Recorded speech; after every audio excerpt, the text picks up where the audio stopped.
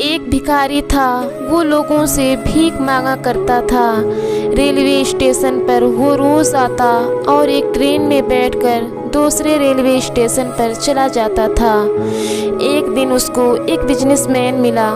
उसके दिमाग में ये ख्याल आया कि हो सकता है ये मुझे ज़्यादा पैसे दे, तो क्यों ना मैं इससे भीख मांगूं। वो जब भीख मांगने के लिए बिजनेसमैन के पास गया तो उसने उसको भगा दिया और जाते हुए कहा कि कितने बेवकूफ़ आदमी हो, तुम मुझे ये बताओ कि तुम्हारे पास मुझे देने के लिए क्या है।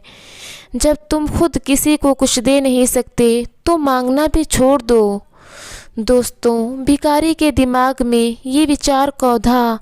घर आने के बाद वो सोचने लगा कि मैं लोगों को क्या दे सकता हूँ। तभी उसके दिमाग में ये ख्याल आया कि मैं आगे से लोगों को एक फूल दूंगा, छोटे छोटे फूल।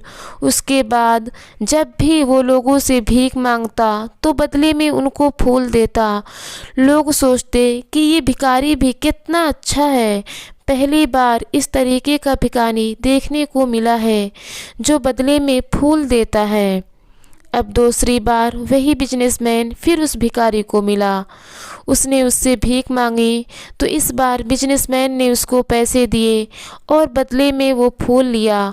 और बिजनेसमैन ने ये भी कहा कि हाँ, अब मैं तुमसे कह सकता हूँ कि तुम भी एक सच्चे बिजनेसमैन हो, क्योंकि जब तक तुम दूसरे को कुछ दे नहीं सकते तब तक दूसरों से मांगना भी छोड़ दो। वो भिखारी रेलवे स्टेशन से बाहर आया और ज़ोर ज़ोर से चिल्ला कर कहने लगा, मैं भी एक बिजनेसमैन बन के दिखाऊँगा। ये सुनकर सभी लोग हंसने लगे। उसके बाद 6 महीने तक वो भिखारी वहाँ पर नहीं दिखा और अगली बार जब वो वापस रेलवे स्टेशन आया तो उस बिजनेसमैन से वापस फिर मुलाकात हुई, लेकिन इस बार वो दोनों सूट बूट में थे। और इस बार जब भिखारी बिजनेसमैन से मिला तो उसने बिजनेसमैन से कहा कि हम अब तीसरी बार मिल रहे हैं।